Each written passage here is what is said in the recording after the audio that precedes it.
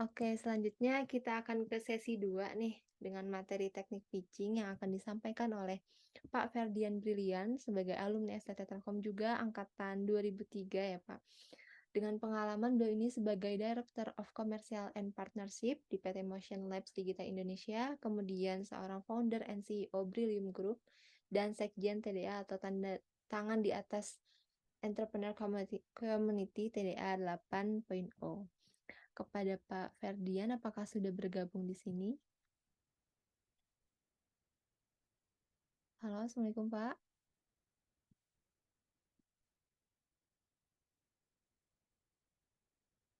Waalaikumsalam warahmatullahi wabarakatuh. Belum ya Pak?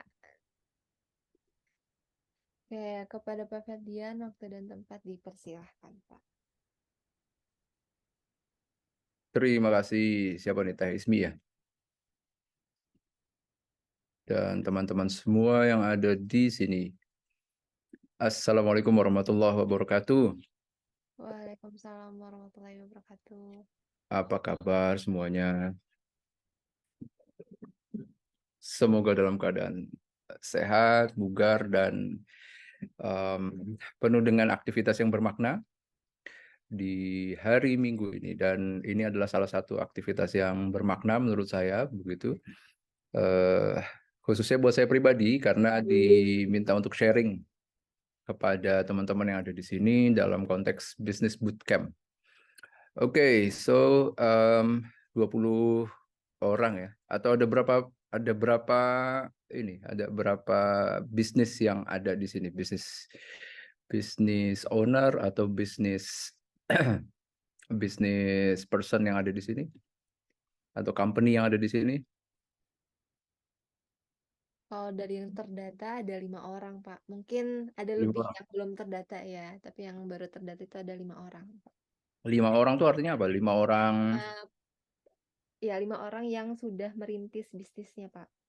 5 orang yang sudah merintis bisnis Ya. ya. Oke, apa saja dari 5 orang itu? Boleh 5 orang itu boleh ini, boleh open cam kemudian ceritakan. Silakan teman-teman, mungkin perwakilan dari Siapa tuh? unit yang sudah ini ngelis di grup ya, Mas.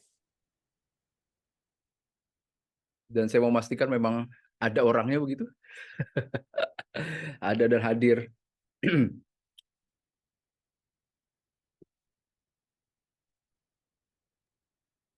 Silakan Mas, atau dari Mas Fahran, Mbak Lutfia, silakan.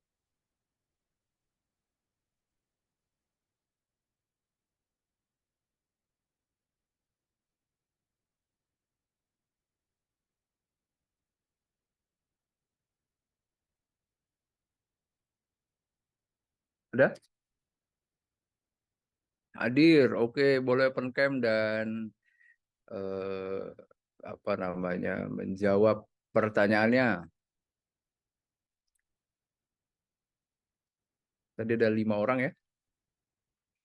Ini forum kedua ya. Forum 2 itu artinya forum kedua. Iya, betul Pak. Oke, forum kedua berarti sudah ada forum pertama. Forum pertama yang barusan yang tadi pagi atau 2 pekan yang lalu Pak, kami 2 pekan oh, sekali per forumnya. I see. Oke. Atau Mas Faza, silakan Mas, yang bisa on mic dan on cam untuk ngobrol langsung dengan Pak Ferdi. Silahkan teman-teman. Silahkan. Ini ada berarti selain selain saya dan Taismi ada 18 orang lain ya. Ini sukarela atau berbayar atau apa nih? Berbayar Pak. Oh, bisnis bootcamp ini berbayar. Ya, Oh, great. Oke. Jadi semua yang ada di sini bayar begitu ya. Oh, keren keren. Ada yang mau menjawab pertanyaannya? Saya boleh, Pak. Siapa tuh? Oke, silakan. Punten pertanyaannya gimana? Apa bisnisnya apa? Mas siapa? Mas Hanif ya? bisnis saya itu di kopi Pak, cuman sekarang itu masih kopi botolan. Oke, bisnisnya di kopi, cuma sekarang masih botolan. Betul Pak. Oke, berarti ada yang rencana selain cuma bisnis botolan. Ada tentunya. Oh, apa itu? Kalau rencana ada di selain kopi, ada 2 mungkin ya. Mhm. Dan rencananya juga di sini tuh di dekat tempat tinggal itu pingin bangun apa namanya kedai kecil-kecilan gitu. Saya marketingnya Oke. cuman cukup dari networking, Pak. Jadi ikut organisasi yang ruang lingkupnya sekabupaten, Oke. aktif juga di beberapa teman di sini komunitas. Pada akhirnya teman-teman di sana tertarik gitu, bahkan nunggu, "Nif kapan buka teh?" gitu. Bahkan tetangga ada yang pingin dekat rumah itu kayak tempat bisa untuk kedai kopi, nanya-nanyain di situ, "Kapan buka tuh sok di tempat Bapak aja?" gitu. Hmm. Cuman mungkin sayanya masih agak ada keterbatasan dana dan juga waktu di kuliah mungkin ya. Jadi belum sempat buka-buka, jadi fokusnya sekarang di botolan dulu. Oke. So apa ini apa ekspektasinya ikutan Samsul Ulum Business Bootcamp? Apa ya, mungkin menambah networking sih Pak, tujuan utamanya tuh. Siapa tahu dari sini tuh belajarnya bukan hanya dari materi doang gitu, karena saya pikir materi itu online kelas banyak, di YouTube pun yang sudah expert banyak membuat konten. Ya tujuannya di bootcamp ini itu sih Pak. Mungkin Oke. ketemu dengan Bapak salah satunya bisa menjadi Oke. jalan gitu. Siap. Terima kasih Mas Hanif dengan bisnis kopi. Apa namanya bisnis kopinya Mas Hanif? Andai Coffee Pak, saya ketik. Apa? Andai. Andai, Andai. Oke. Andai ANDAI ya. H pakai H. Oh, Handai. Oke. Handai itu Hanif dan siapa? Bukan, bukan. Oh, bukan. Waktu itu nyari filosofi gitu, ternyata Handai itu di KBBI ada artinya tuh teman. Handai itu, Handai Taulan begitu ya. Ya, Handai Taulan, Handai Taulan. Handai Taulan teman. Oke, sudah jualan dari kapan? Dari 2021 Pak, cuman sempat berhenti. Sekarang udah mulai lagi open-open. Oke, good. Sudah open. Bikin sendiri atau ada baristanya? Bikin sendiri, barista sendiri, produksi sendiri, desain sendiri, ngirim sendiri Pak. Masih, Pak, jualan sendiri. ya, Oke, hidup pun masih sendiri kan ya? masih jomblo Pak. Oke, oke. Ya, ya, ya, ya. Oke, ada lagi. Terima kasih Mas Hanif. Terima kasih juga Pak. Mas Faza mungkin Mas mau sharing apakah bisa on mic atau on cam? Oh ya dan Pak, ada sisanya tuh yang masih ini Pak, brainstorming ide, cari ide juga Oh, gitu. I see. Oke, ada yang cari ide. Ya, jadi belum semua udah punya gitu, ada yang masih baru mau mulai merintis bisnisnya begitu Pak. I see. Oke. Oke, it's okay. Yang sudah punya, satu lagi yang dari yang sudah punya, dan satu lagi dari yang lagi nyari ide. Siapa yang sudah punya?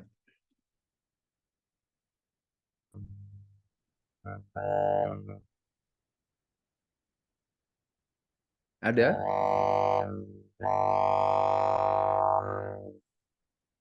Mas Faza maaf suaranya kurang jelas Mas. Saya perlu ini di decode nih kayaknya nih suaranya. Harus Ini ada mungkin encoding. ini suaranya ada filternya mungkin Mas. Dinonaktifkan dulu mungkin. Apa? Halo, tes. Nah, berhasil encoding.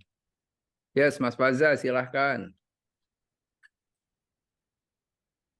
Jadi gimana Pak ini pertanyaannya? Oke, tell me about your business. Untuk bisnis saya sih sebenarnya lagi mau coba ini Pak, coba buka bisnis kayak jasa desain grafis gitu ya, karena saya dari SMK juga udah belajar desain grafis gitu, jadi lebih banyak apa namanya di bidang di bidang desain grafis. Waktu itu pernah dulu pas zaman corona itu namanya kayak buka jasa ke masih sekitaran ini Pak, UMKM dekat rumahan gitu, kayak bikinin logo, terus ada yang bikin apa namanya brosur gitu. Cuman sekarang udah masuk kuliah gitu, jadi karena bisnis saya juga masih apa namanya kayak masih self employed gitu ya Pak. Jadi sekarang masih fokusnya masih karena fokus sama tugas kuliah gitu. Jadi bisnisnya belum jalan lagi Pak. Tapi brandnya, nama bisnisnya itu masih ada gitu Pak. Cuman masih belum jalan lagi gitu. Oke. Oke, so jasa ya jadi bidangnya ya. Iya Pak. Oke. Menarik, menarik. Sekarang sudah ada tim atau mengerjakan sendiri? Belum ada tim sih Pak. Soalnya ini masih kayak apa namanya personal branding aja gitu sih, saya sendiri aja gitu. Oke. Oke. Sudah jualan kemana saja sebelumnya kliennya? Terakhir masih yang itu Pak, yang UMKM tahun kemarin 2020 ya, pas corona itu Pak. Jadi sekarang belum belum ada klien lagi sih, Oke. Oke. Sip. sama belum pasarin juga sih karena Oh, masih kuliah. I see. Oke. Sip. Terima kasih Mas Faza untuk sharingnya. Ada satu lagi yang sedang mencari ide. Siapa yang sedang mencari ide? Dari siapa? Dari perempuan, dari akhwatnya? Saya Pak. Oke, silahkan. Siapa? Teh Akila.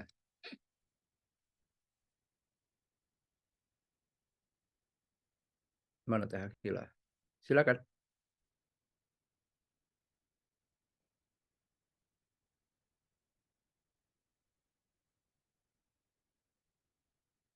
Open apa? Open cam, open mic. Silakan. Ini nggak apa-apa kan ya, sesantai ini kita ngobrol ya. Mas, sorry. Mas Akila. Sorry. Mohon maaf. Silakan Mas Akila. Mas Akila Rama.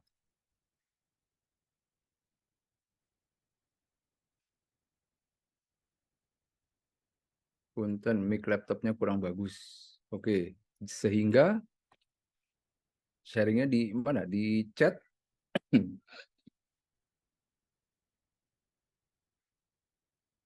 Ini saya sembari ngemil, sembari ngeteh. Karena saya lagi ada apa namanya rapat kerja di Ancol, posisinya lagi di apa namanya di salah satu hotel di sini.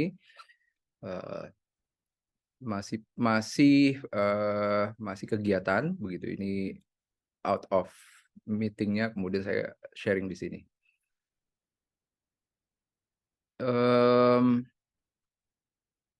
Nanti sembari jalan aja, Mas Akila, silahkan di post di chat begitu. So di pagi hari ini saya diminta untuk sharing tentang teknik pitching, kepada teman-teman. Dan teknik pitching ini biasanya dilakukan itu untuk teman-teman yang sudah punya bisnis, yang sudah firm begitu dengan bisnisnya, minimal salah satu yang sudah dipilih. Sebenarnya bukan salah satu saja begitu yang sudah dipilih begitu, karena untuk awal-awal kalau teman-teman pernah mendengar put your egg into another another basket begitu ya, jangan dalam satu keranjang dan taruh di banyak keranjang. Menurut saya di awal ketika teman-teman memilih bisnis, you need to put your egg into one basket begitu. Jadi taruhlah telurmu itu di dalam satu keranjang, itu artinya Anda sudah memulai aktivitas untuk membuat satu keputusan begitu. Dan di pagi hari ini saya mengapresiasi semuanya yang sudah punya keputusan untuk mendengarkan, untuk belajar, untuk berbagi, maupun nanti bisa tanya jawab begitu, untuk mengupgrade pengetahuan atau kapasitasnya, atau tadi Mas Hanif bilang networking-nya. Karena memang salah satu unsur yang penting di dalam bisnis adalah network. Dan ketika ada kesempatan untuk building your network, untuk membangun jaringan yang dirimu punya, teman-teman punya, itu akan mampu bisa mendapatkan point of view dari orang-orang yang sudah punya experience, pengalaman, dan juga tacit knowledge, pengetahuan yang itu nggak hanya ada di buku, tetapi di lapangan itu dirasakan, sehingga bisa di-mentoring-kan begitu, atau belajar dari pengalaman yang sudah lebih dulu ngerasain asam garam begitu ya, merasakan seru-serunya dalam berbisnis atau challenge. Hari Senin besok itu saya juga hadir di kampus TELU, ada rencana pembentukan forum entrepreneur. Insya Allah Senin malam itu saya hadir di sana, bagian dari yang akan mengisi forum entrepreneurnya yang diinisiasi sama CAE, Career and Alumni Endowment ya, Career Alumni Endowment. Karena tadi sebutin nama Teh Ismi, saya adalah alumni Informatika 2003, dulu namanya masih ST Telkom. Itu artinya berapa? 20 tahun yang lalu ya? Lama juga ya ternyata ya. Tapi karena bergaulnya juga dengan teman-teman yang startup, di kantor saya juga banyak teman-teman dari TELU juga banyak.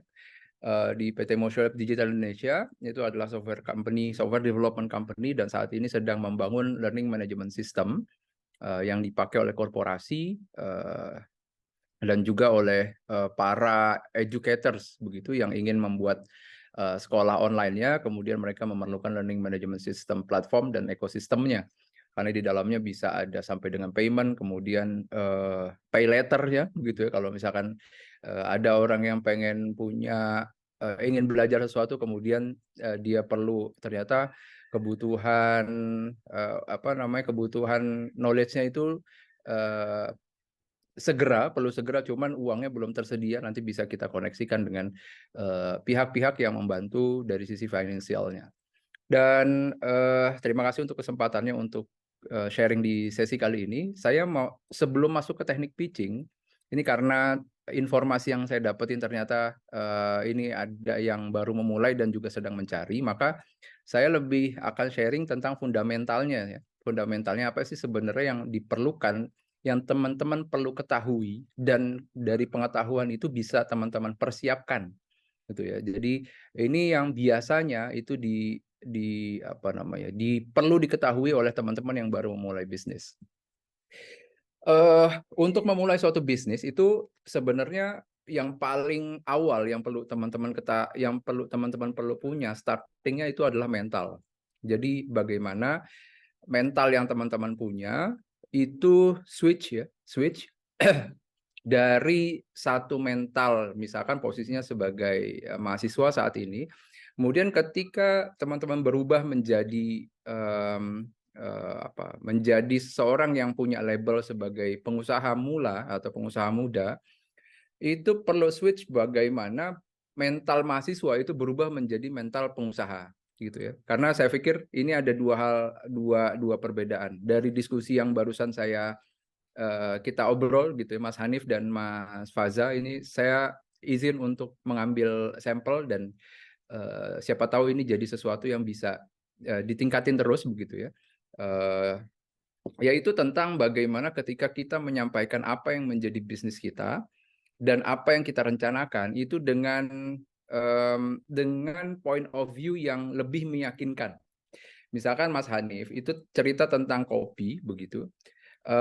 Maka Mas Hanif akan bilang ketika apa bisnisnya Mas Hanif? Saya bisnisnya kopi dan saat ini produk yang saya punya itu adalah produk kopi kemasan atau botolan begitu. Dan saat ini saya segmentasinya adalah mahasiswa atau dosen atau tetangga begitu ya sebelahnya. Maka kalau Mas Hanif sudah terbangun mental itu, mental sebagai pengusahanya, maka caranya Mas Hanif menjawab dan konten yang Mas Hanif sampaikan kepada penanya dalam hal ini saya tadi adalah sebegitu yakinnya, kira-kira begitu ya, bahwa masuk di segmen produk tertentu, produknya ini dan masuk ke segmentasi tertentu. Itu yang membuat kita itu paham tentang apa sebenarnya produknya kita atau layanannya kita dan siapa market yang mau kita sasar. Karena di dalam memulai suatu bisnis, hal yang paling dasar di dalam you doing business adalah sales. Dan sales atau penjualan itu mengetahui apa produknya, apa layanannya, dan saya mau menjual kepada siapa. So you need to know apa produknya atau servicesnya. Kalau tadi Mas Faza itu adalah jasa desain begitu ya. Juga Mas Faza bisa menyampaikan tentang saya adalah seorang yang sedang merancang bisnis di kategori desain. Kemudian segmentasi saya adalah untuk corporate design misalkan begitu, atau bukan corporate tetapi lebih kepada event design. Jadi suatu event yang kemudian ada desainnya, itu Mas Faza mensasar itu. Atau apa booklet designer atau apapun yang nanti Mas Faza tentukan begitu.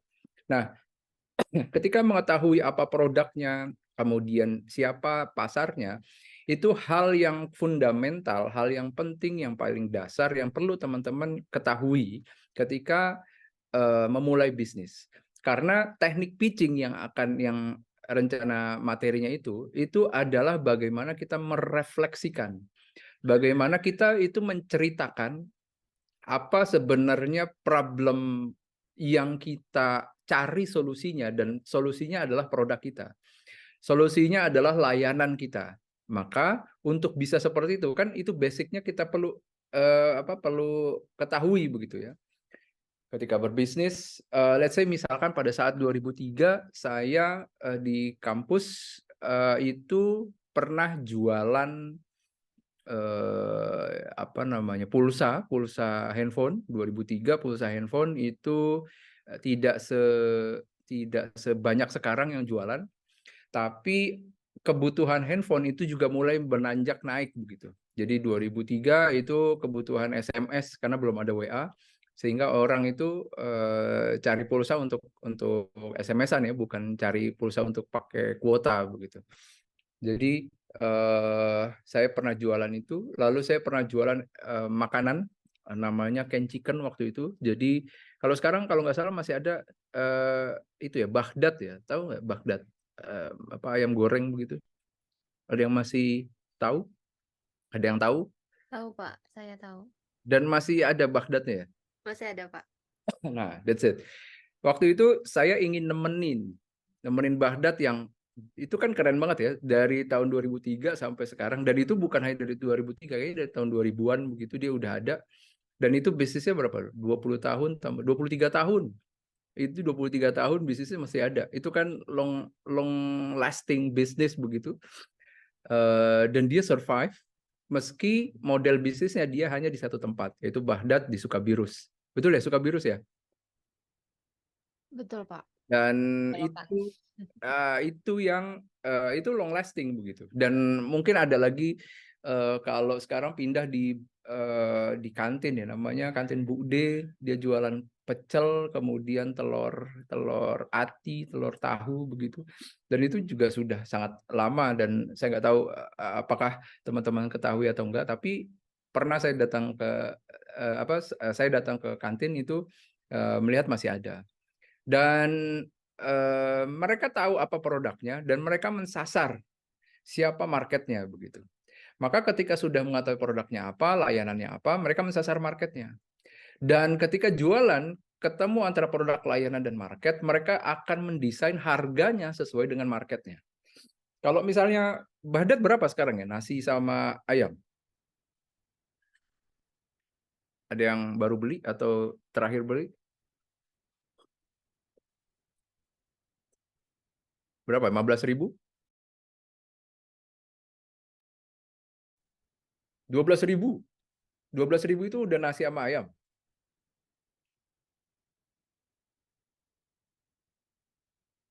Oke, let's say misalkan 12.000 nasi sama, oh iya Pak, kalau geprek 15. Oke. Nah, 12.000 dan 15.000. Dulu nggak ada geprek tuh, geprek kan baru sekarang-sekarang ada begitu ya. Tapi dulu itu adalah ayam Kentucky lah ya, modelnya kayak ayam KFC, modelnya seperti itu. Dan dia jualan 12.000 untuk nasi ayam dengan segmen mahasiswa. Dan apakah itu sesuai dengan targetnya dia? Ya kita lihat sekarang. Sampai dengan hari ini 23, anggap aja tahun 2000 begitu. Itu 23 tahun dan dia eksis sampai dengan sekarang. Dan marketnya ada dan sudah kebentuk dan sampai sekarang aja 20 tahun kemudian saya masih ingat ada Baghdad di sana. Artinya dia spesifik punya produk, kemudian dia jualan dengan market yang pas dan harganya juga pas.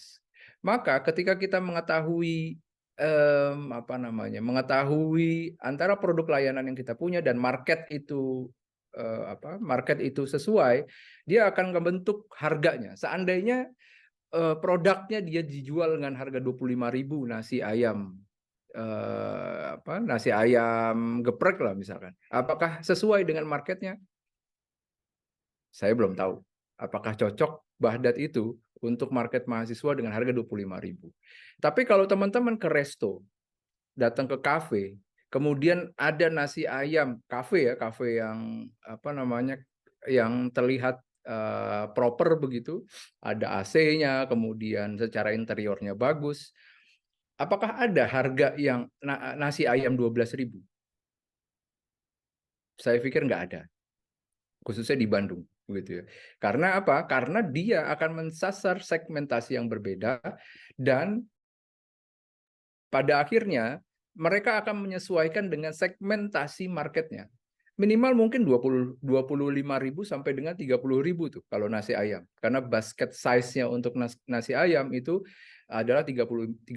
Kalau nasi daging itu 40.000 ke atas begitu. Kenapa? Karena memang segmentasi itu punya positioning terhadap produk yang berbeda-beda. Maka kalau misalkan ada produk nasi ayam dengan harga 30.000, apa yang ada di pikirannya teman-teman ketika jualannya di gerobak dan nasi ayam 30.000? Apakah itu affordable price? Apakah itu mahal? Dan apakah teman-teman mau membeli itu? Sedangkan teman-teman ketahui ada nasi ayam harganya 12.000.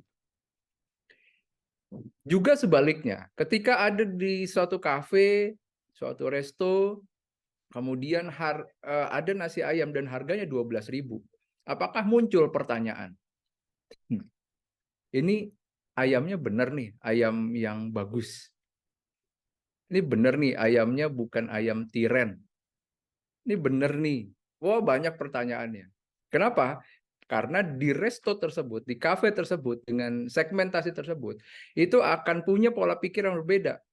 Dia harganya sedikit lebih murah, itu akan ada banyak pertanyaan, termasuk ketika harganya lebih mahal.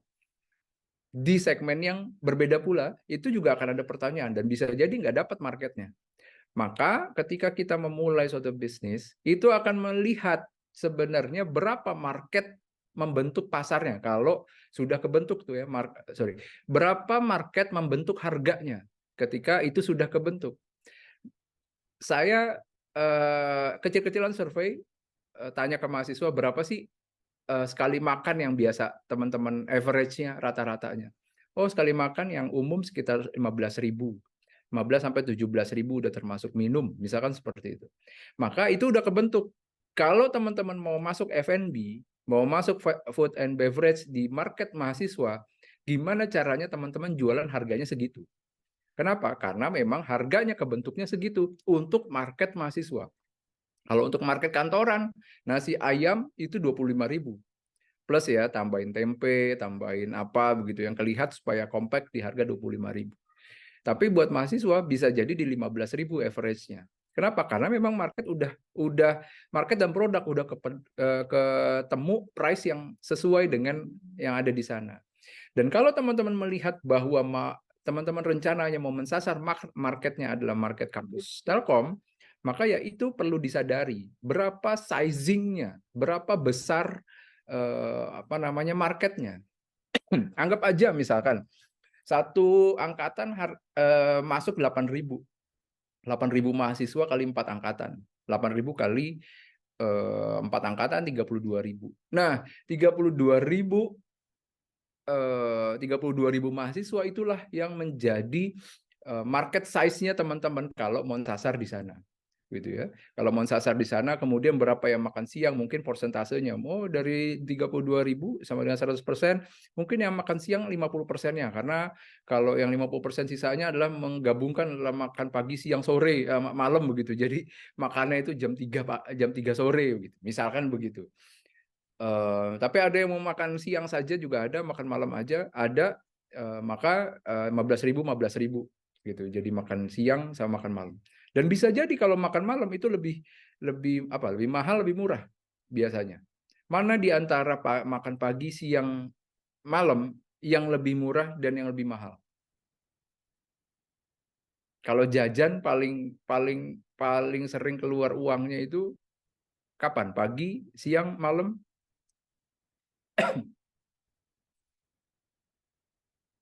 Secara umum market pagi-pagi sarapan itu harganya lebih murah dibandingkan market makan malam. Ya kan? Kalau sarapan berapa ngeluarnya? 5.000 atau maksimal 10.000. Karena ekspektasinya ada bubur, ada nasi kuning, gitu ya. Yang harganya bisa segitu. Kalau nggak salah saya dulu itu harganya itu makan nasi, sayur, nasi goreng, sayur sama tempe itu 1.200. Kalau sama telur itu 1.500. Ya, 2003 gitu. Harga 1.500 ya. Kemudian kalau sama ayam antara 2.000 nasi goreng sayur sama ayam begitu. Itu 2.000. Dan pada saat itu ya segitu terbentuk harganya. Kalau mau lebih mewah lagi ada di tempat yang lain. Dan antara produk atau layanan, market dan juga harga itu beriringan semuanya. Maka ketika kita memulai bisnis, itu kita mengetahui secara mendasar apa produk dan layanan kita, dan siapa market kita, siapa yang akan membeli produk dan layanan kita. Dan cara ini bisa didekati dua hal, dengan dua metode. Pertama, Anda bisa menentukan produk yang mau Anda punya atau layanan yang Anda punya melalui dari kapasitas diri, begitu ya. Kalau tadi Mas Faza cerita bahwa saya sejak dari SMK memang senang desain atau bisa desain, maka Mas Faza itu terbentuk rencana bisnisnya dari kapasitas yang Mas Faza punya. Oke, lalu dari kapasitas yang kita punya itu akan mencari market mana yang akan membeli produk dan layanan kita, gitu ya. Lalu yang kedua, metode yang kedua itu adalah tentang apa kebutuhan market, dan kita ketahui kebutuhan marketnya, lalu kita supply produk atau layanannya ke market itu. Ini dua hal yang berbeda. Jadi yang satu dari apa yang kita punya, kemudian cari marketnya. Kemudian yang kedua, ketemu marketnya, kita cari supply barangnya atau layanannya.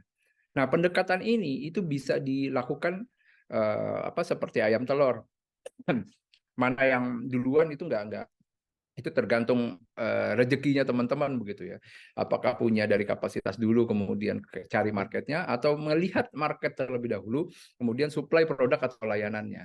Dan cara seperti itu mau pilih mana yang lebih bagus itu tidak ada masalah. Jadi mau pilih yang satu atau yang dua atau dua-duanya dilakukan nggak ada masalah. Yang penting sales.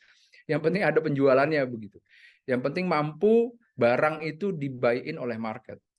Dan itu adalah itu bisa divalidasi dengan cara teman-teman terjun langsung ke market, memvalidasi produk yang teman-teman punya ke market, atau dari market yang punya produknya disuplai, cocok nggak nih barangnya. Dan kira-kira seperti itu gambaran awalnya tentang apa yang perlu dilakukan oleh teman-teman ketika mempersiapkan pitching begitu.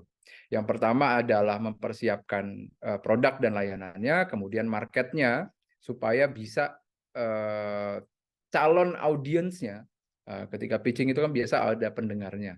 Itu mengetahui apa sebenarnya yang Anda bawa kemari. Dan pitching itu biasanya tidak lama, 5 menit begitu. 5 menit untuk menceritakan tell your story about your business begitu. Tell your story about your business, kemudian dalam waktu 5 menit. Anda bayangkan dalam waktu 5 menit menceritakan the whole business, tapi dari point of view yang bisa membuat audience, para judge atau para investor, para judges atau para investor, itu menangkap point of view yang Anda punya, lalu mereka bisa bertanya maupun tertarik dengan produk atau layanan yang mereka punya untuk masuk ke fase selanjutnya. Sehingga pada tahapan awal ini saya menyarankan teman-teman yang baru memulai dan mempersiapkan, kalau ada yang sedang mempersiapkan pitchingnya, itu adalah mempersiapkan tentang apa produk dan layanannya, you need to firm begitu ya. Kemudian yang kedua, how big is your market? Berapa besar market yang Anda punya? Dan ketika Anda mengetahui produk dan layanan Anda punya, kemudian Anda tahu market mana yang mau Anda sasar, yang mau Anda goalkan salesnya, itu Anda akan membuat investor judges itu mengetahui oke, you know the problem dan you know the solution, so go ahead. Apa yang dibutuhkan dari kami, misalkan sebagai judges begitu ya. Judgesnya adalah sebagai investor, oke, Anda perlu apa? Anda perlu uang, Anda perlu network, Anda perlu apa? Itu dimiliki oleh judgesnya biasanya, karena biasanya pitching itu ada di sana. So, di tahapan ini apakah ada yang ingin ditanyakan?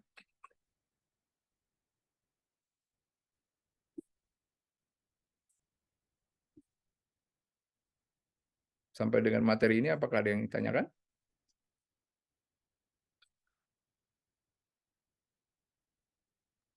Ya, silakan. Bisa open mic, Mas Fat. Baik Pak, sebelumnya terima kasih banyak Pak atas materi sampai Oke. saat ini. Nah tadi kan udah disampaikan Pak ya kira-kira apa yang perlu disiapkan. Nah saya itu masih bingung Pak, kira-kira kami-kami yang merintis ini kapan sih Pak indikasinya kalau misalkan memang sudah perlu investor atau apakah bisa Pak eh, bisnis yang dirintis dari nol, maksudnya dia masih nol, itu apakah memang menarik juga Pak bagi para investor Pak. Jadi kira-kira bagaimana Pak? Terima kasih banyak. Oke. Terima kasih atas pertanyaan Mas Fat. As an investor, sudut pandang yang pertama mereka lihat itu adalah risk atau resiko. Sebelum cerita tentang untung ya, sebelum cerita tentang keuntungan. So, apa resikonya saya masuk di bisnis Anda? Berapa besar potensi resiko hilangnya uang saya, dan seberapa besar resiko atas saya baru mengenal Anda, memberikan aset yang saya punya berupa uang itu kepada Anda, dan Anda responsibel terhadap saya, responsibel terhadap bisnis ini. Maka ketika Anda bertanya tentang tahapan permodalan seperti apa, sehingga investor itu tahapan permodalan seperti apa, dan apakah baru memulai itu sudah bisa atau investor tertarik untuk masuk. Saya sangat menyarankan itu pertama Anda perlu Anda perlu, kalau Anda baru memulai dan Anda nol experience, nol portofolio begitu ya. Anda memulai dari quote and quote sesuatu yang Anda korbankan juga. Anda berkorban atas sesuatu yang mau Anda cari begitu. Misalkan Anda misalkan saya nggak tahu Mas Fat itu bisnisnya apa? Mau di-sharing Mas Fat bisnisnya apa Mas? Rencana bisnisnya? Ke inovasi sih Pak, inovasi produk Pak. Apa tuh contohnya? Kebetulan sabun dan lain-lain Pak. Itu apa? ke arah sana. Production membuat atau apa? Iya Pak. Membuat sabun. Membuat sabun sih Pak. Oke.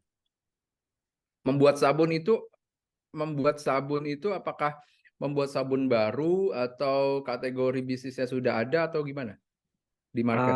Ada inovasi Pak, ada yang ditingkatkan formulanya Pak. Oke. Jadi saya dan teman-teman itu memang mainnya di perancangan material Pak. Nah, salah satu yang dikembangkan itu inovasi dari sebuah sabun Pak. Oke. Jadi ada keterbaruan di formulanya Pak, sehingga Oke. lebih unggul dibanding sabun yang lain. Oke. Marketnya siapa yang mau disasar? Rencananya sih Pak, ibu-ibu ataupun kalaupun misalkan ini targetnya ke rumah sakit juga sih Pak, karena lebih Targetnya steril. rumah sakit. Ya Pak. Oke. Karena apa? Lebih steril. Iya Pak, lebih steril dan terbukti ampuh Pak, lebih ampuh. Oke, good.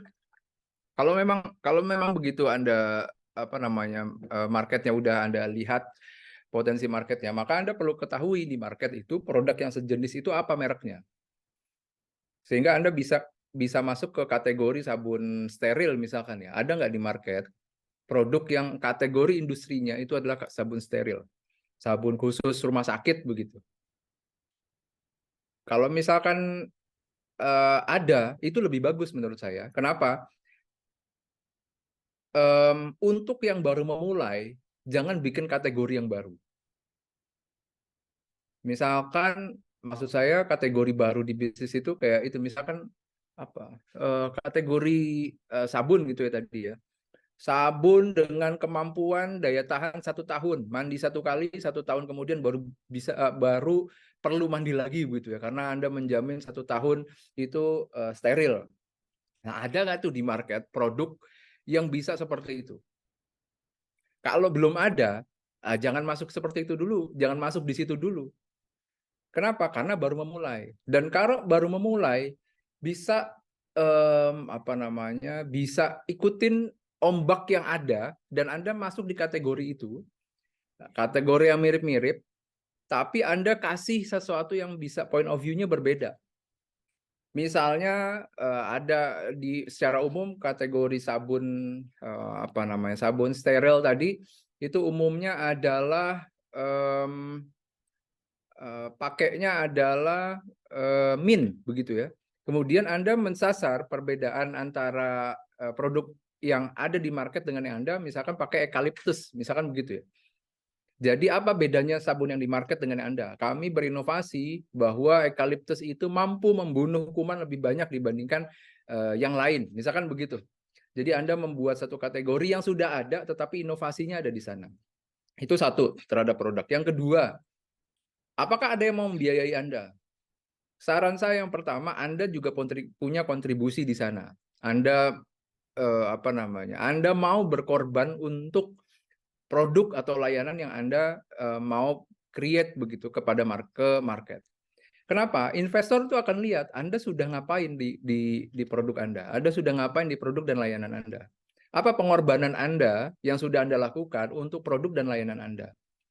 Dengan adanya pengorbanan kita, itu membuat calon investor itu yakin terhadap konsep Anda mensasar market tertentu. Misalkan Anda bilang bahwa, Pak, ke investor begitu ya, Pak, Bu, market di sabun steril ini nilainya 1 triliun 1 tahun. Sehingga saya berencana masuk di dalam bisnis ini. Dan saya sudah melakukan riset ini dan saya sudah masuk ke beberapa market rumah sakit dan itu melalui dana pribadi saya begitu ya. Sebanyak misalkan let's say berapapun itu ya, sebut 5 juta atau 10 juta.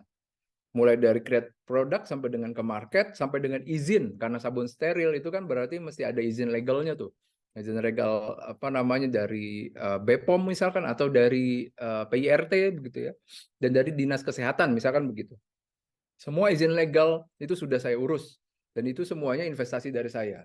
Nah, untuk penetrasi ke market, saya perlu tambahan investasi untuk kebutuhan apa begitu.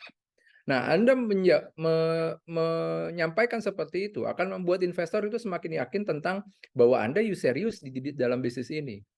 Kalau kalau tidak dilakukan itu, misalnya gimana? Kami mau berinovasi, kemudian kami perlu investor begitu untuk melakukan inovasi ini. Mungkin akan cocok cara Anda melakukan pitching itu kepada dan kepada organisasi-organisasi yang memang concernnya inovasi dan akan memberikan pendanaan untuk inovasi. Tapi untuk bisnis itu investor agak jarang masuk di dalam bisnis yang baru memulai begitu. Tapi kalau Anda misalkan let's say di kampus ada BTP, dia ada membuka opportunity untuk menghargai investasi dan mereka mau put their money untuk inovasi, itu oke.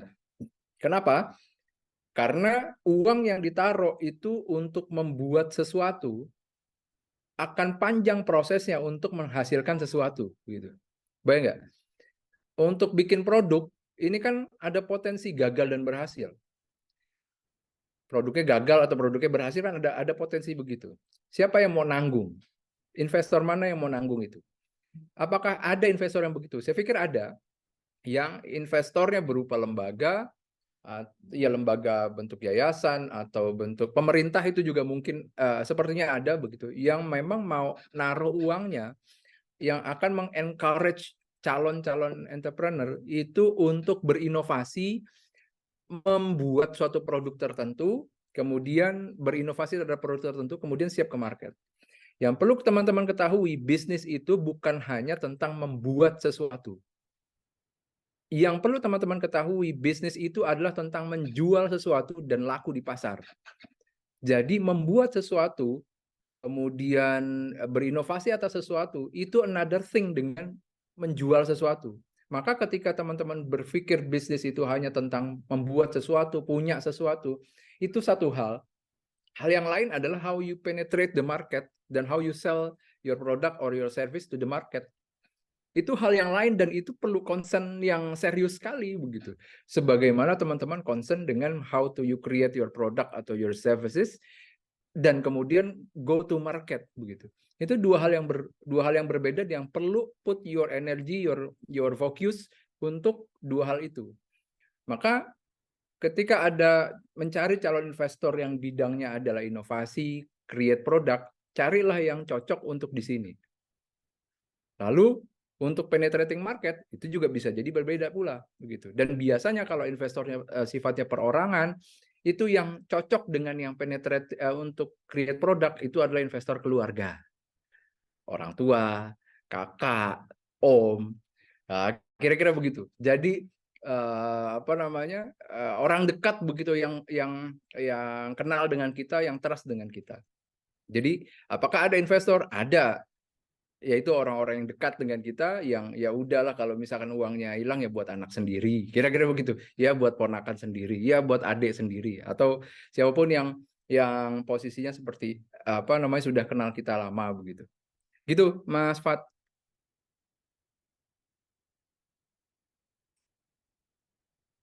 Oke, waktu saya tinggal 8 menit lagi.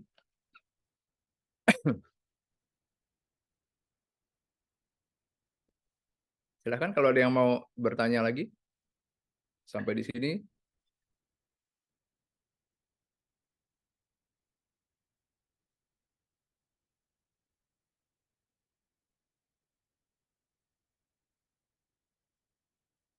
Apakah ada yang mau bertanya lagi?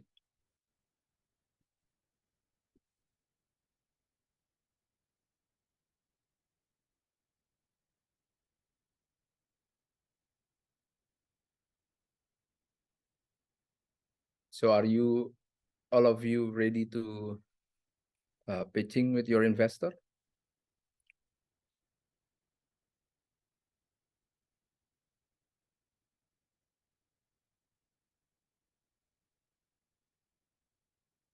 Apakah Anda mengetahui apa yang Anda sedang bingungkan?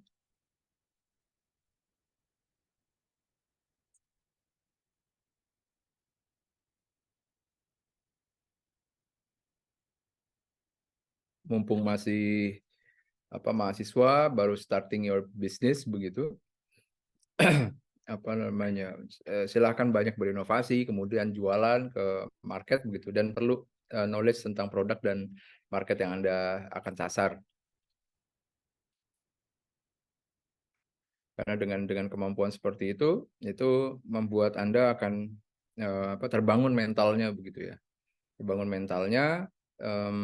Kalau baru memulai kalau baru mau memulai itu nggak terlalu perlu banyak teori. You need to know apa produknya, kemudian apa yang membuat orang itu mau membayar produk tersebut kepada saya, atau siapa yang akan membelinya.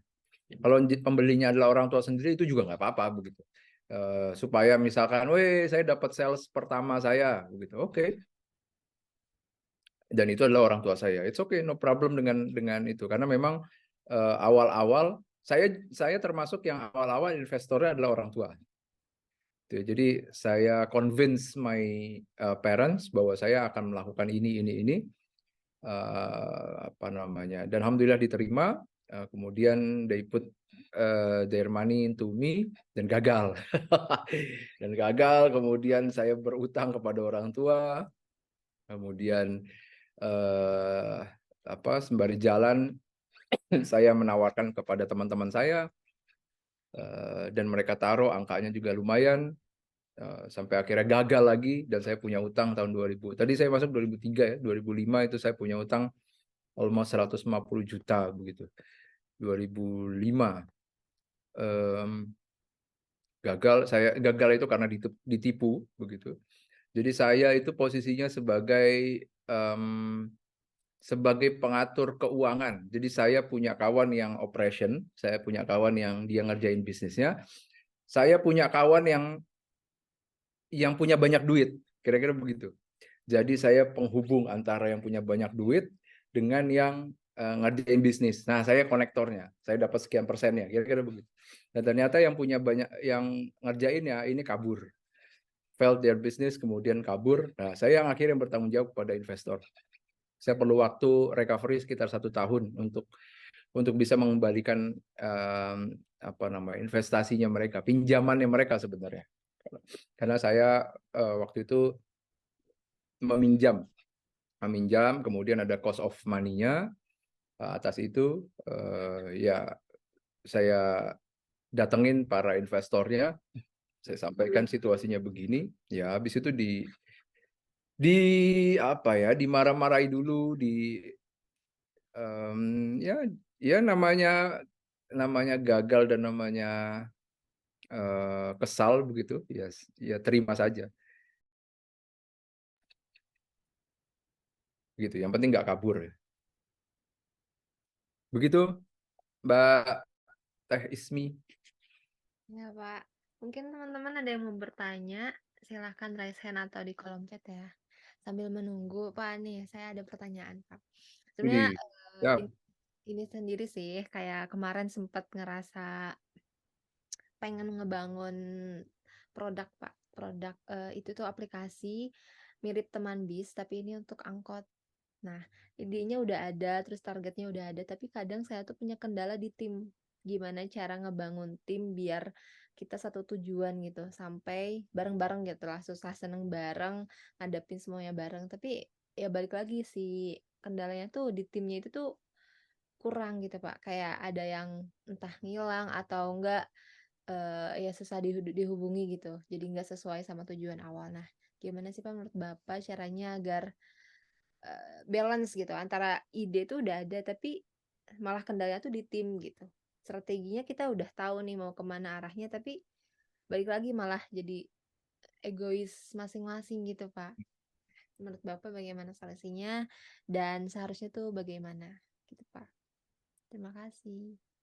Apa yang membuat seseorang itu tertarik untuk gabung di dalam tim yang mau kamu bikin? Apakah tentang idenya? Apakah tentang value dirimu? Apakah tentang adanya gaji gitu misalkan, atau adanya opportunity apa yang menjadi gimmick, yang menjadi gula sehingga para semut itu bisa datang, sehingga para semut itu mau sukarela bergabung begitu terhadap rencanamu. Itu kira-kira umumnya kira-kira seperti itu. Kalau menurut saya dari ide tersebut tuh ada harapan untuk kita bisa gabung entah itu di Innovillage atau perlombaan yang lain yang banyak kemungkinan dan kesempatan untuk kita bisa mengembangkan ini gitu, Pak. Kalau dari yang saya lihat ya, kayak gitu. Dan sudah berapa sering mengkomunikasikan ide yang kamu punya kepada calon-calon tim? Calon-calon tim belum sih, Pak. Baru ada satu tim That's yang good. baru mau saya buat gitu. Tapi ya ngelihat kondisi sekarang tuh masing-masing anggotanya kayak gitu gitu. Ya kalau misalkan kalau gini, ada konsep atau cara cara cara konsep pikirnya begini, energy flow where the intention goes. Jadi energy will flow where the intention goes. Jadi kalau kamu punya niat, energi itu akan ngeflow ke arah sana, ke arah niatanmu itu. Tetapi pertanyaannya, seberapa besar niatan yang dirimu punya dan attention dan fokus yang kamu sadari untuk difokuskan begitu. Lalu dengan sendirinya nanti energi akan flow menuju ke sana. Dirimu juga akan put waktu di sana, put resources di sana, termasuk put your concentration to building team. Nah, pertanyaannya balik lagi ke dirimu. So, are you already put your attention and your intention to that problem or not? Kalau udah, seharusnya itu energi akan menuju ke sana. Dirimu bisa mengkomunikasikan ke calon-calon ke calon tim begitu ya, dan sering bertanya, saya punya ide begini nih, tertarik nggak dengan gabung ke sini gitu. Ini akan begini, akan seperti ini idenya, ini akan membantu masyarakat, ini akan satu membantu masyarakat, kedua ini akan money will come to us begitu.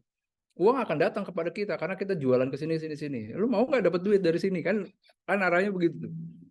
Jadi apa intentionnya, niatannya, motifnya, kemudian dan seberapa sering dirimu sudah melakukan sesuatu untuk menuju ke niatan itu. Nah, itu akan akan jalan dengan sendirinya insya Allah. Tentu kita tetap melakukan sesuatu ya atas itu begitu. Dan ketika ditolak oleh calon yang kamu sasar dan itu ditolak, itu ya biasa aja karena kita di bisnis selling begitu, jualan kemudian ditolak, ya sudah. Itu mungkin bukan marketnya kita. Satu, bukan marketnya kita. Kedua, bisa jadi kalau kita memang sasar market itu, bisa jadi produk kita belum fit ke sana sehingga perlu ada yang di-adjust di produk atau layanan kita. Gitu ya. Misalnya saya mau sasar marketnya adalah B2B, business to business, di mana sasarannya adalah korporasi. Kalau Anda datang ke sana dengan kucel begitu ya, rambutnya acak-acakan, kemudian penawaran produk atau layanannya, bisa jadi nggak pas. Kenapa? Karena korporasi stylenya misalkan kemejaan, agak klimis begitu ya, agak dandan lah kira-kira begitu. Dan stylenya style korporasi. Meski misalnya bisa jadi itu bukan style Anda. Tapi ketika Anda mau masuk ke market dan marketnya terbiasa dengan seperti itu, ya Anda perlu adjust kemampuan Anda untuk mensasar market itu dengan bagaimana kultur yang mereka punya. Begitu. Itu akan lebih terbangun engagement awalnya sehingga mereka bisa jadi akan bertanya kepada Anda tentang produk layanan Anda apa. Kemudian boleh nggak kita habis ini kita dalemin lagi, bisa jadi begitu. Jadi akan seperti tadi di awal tentang nasi ayam harga 12.000 sama nasi ayam harga 25.000, kan beda segmen tuh dan tampilan bisa beda kan. Pernah makan nasi ayam harga 75.000, piringnya gede, nasi sama ayamnya ya standar begitu, kemudian kan ada kayak dihias-hias ya, plattering begitu ya, dikasih daun-daunan yang hanya untuk hiasan, nggak bisa dimakan kan gitu ya. Jadi ya itu jadi produk dan market itu menyesuaikan begitu kira-kira. Sehingga kalau misalkan dirimu bagaimana building team seperti ini, coba bikin apa yang rencana selanjutnya. Apakah dirimu apa namanya di Instagram menyampaikan idenya, kemudian kamu seorang diri dulu ikutan InnoVillage dan lain sebagainya, atau apa yang direncanakan selanjutnya agar ada gula, ada gimmick, sehingga orang tadinya yang nggak ngeh, oh ternyata ini punyamu ya, wah itu kan jadi mau dong join timnya, kira-kira seperti itu. Oke, siap. Terima kasih Pak. Ternyata personal branding juga sangat penting ya Pak, itu masuknya Untuk berarti. awal, yes. Oke. Oke, Pak, mungkin ini ada satu lagi pertanyaan titipan. Katanya menurut Pak Ferdian, bagaimana tips Pak Ferdian dalam memulai berbisnis saat sibuk kuliah dan aktivitas organisasi, Pak? Aktivitas organisasi. Kalau dulu saya bilangnya berkorban ya. Mengorbankan sesuatu yang bisa jadi common buat orang lain, tetapi kita mengorbankan karena ada sesuatu yang mau kita sasar. Organisasi saat itu saat punya utang yang tadi saya sampaikan, itu posisi saya sebagai presiden mahasiswa, Badan Eksekutif Mahasiswa pada saat itu. Jadi ada aktivitas keorganisasian yang harus saya pimpin, ada utang yang harus saya selesaikan begitu, dan pada saat yang sama saya juga menjadi asisten laboratori rekayasa perangkat lunak, tapi bukan sebagai koordinator ya, sebagai salah satu stafnya di sana. Jadi barengan itu semuanya. Apakah ada yang saya korbankan? Iya, korban tidak main, tidak hang out dengan teman-teman yang common begitu ya. Malam minggu ada aktivitas yang keorganisasian gitu. Bisa jadi tidurnya juga berkurang gitu. Itu bagian dari bagaimana Anda ngasih tahu pada diri Anda bahwa ini tuh penting buat saya begitu di masa ini dan masa depan. Karena saya masa depan itu berawal dari sini. Kan kita hari ini itu kan akibat kita masa lalu. Kita jadi seperti ini itu karena ada aktivitas kebiasaan kita masa lalu sehingga kita jadi kayak begini. Dan kalau kita mau masa depan itu udah kita desain, kita merancanglah aktivitas saat ini supaya masa depan itu sesuai dengan keinginan kita. Misalkan kita pengen di dalam 1 tahun yang akan datang itu punya kemampuan presentasi dalam bahasa Inggris. Maka untuk 1 tahun ke depan bisa begitu, kan kita mulai dari sekarang. Apa yang perlu kita siapin untuk bisa seperti itu? Kita saat ini belum punya kemampuan berpresentasi dalam bahasa Inggris karena di kemarin masa lalu kita nggak mempersiapin apa-apa untuk kita jadi hari ini begini. Rencana kita begini. Maka balik ke pertanyaan tadi tentang apa tadi highlightnya? Bagaimana memulai bisnis saat sibuk kuliah dan organisasi? Nah, bagaimana memulai bisnis pada saat sibuk kuliah? Mulai aja. Jualan aja udah. Jadi langkah-langkahnya nggak banyak, pokoknya you punya produk, you jualan, udah. Cobain diterima, cobain ditolak begitu. Nah, habis itu kan baru mikir, bisa jadi mikir segmen, bikin produk, bikin layanan begitu. Tapi kalau mau dimulai dari mikir juga nggak ada masalah, asalkan mikirnya itu jangan sampai menunda-nunda entah sampai kapan, begitu ya.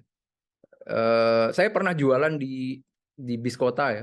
Jadi untuk salah satu cara saya membangun mental saya itu saya jualan di Biskota, Terminal Lewi Panjang waktu itu menuju ke Bogor. Saya jualan coklat. Coklatnya ngambilnya dari belakang tuh Radio Palasari.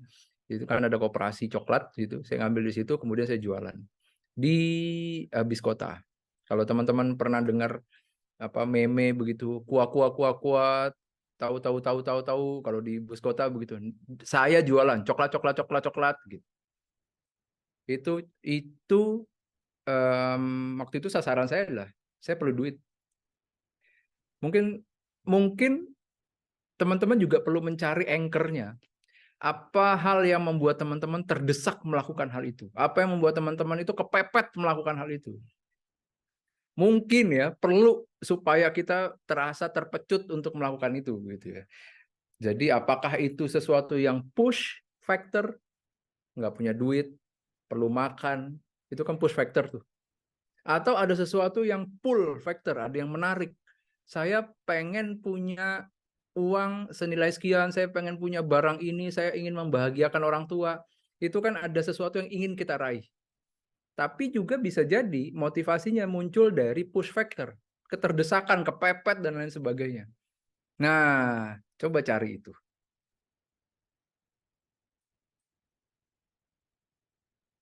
Oke, siap. Terima kasih banyak, Pak. Sharingnya, ceritanya sangat memotivasi ya. Semoga teman-teman di sini semua semakin semangat nih untuk merintis dan mengembangkan bisnisnya.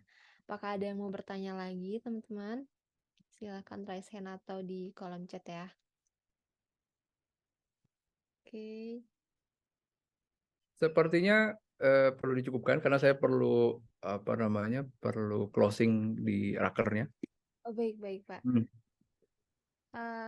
Oke, mungkin teman-teman kita tutup ya sesi Q&A-nya. Sekarang kita lanjut foto bersama, Pak. Ini ada sedikit kenang-kenangan dari kami. Sertifikat kita dokumentasi terlebih dahulu. Teman-teman yang bisa on cam silakan untuk menyalakan kameranya. Kita foto bersama Pak Ferdian. Oke, saya mulai hitung ya, Pak. Oke, 1, 2, 3. Slide kedua. 1, 2, 3. Oke, terima kasih banyak Pak atas ilmunya. Sangat Sami-sami. bagi kami semua. Terima kasih sudah meluangkan waktunya. Mohon maaf bila ada salah kata. Monggo Pak kalau ada kegiatan lain. Terima kasih. Assalamualaikum warahmatullahi wabarakatuh. Waalaikumsalam warahmatullahi wabarakatuh. Halo teman-teman, gimana nih? Udah 2 materi kita mendengarkan daging semua ya isinya, guys. Semoga teman-teman di sini menyimak dari awal terus tadi mencatat hal-hal yang penting ya. Terus teman-teman juga mendapat sebuah sebuah ide baru ataupun target-target baru dan strategi baru untuk mengembangkan bisnisnya gitu ya. Oke, selanjutnya kita mengisi presensi terlebih dahulu ya teman-teman. Akan aku share link di kolom chat.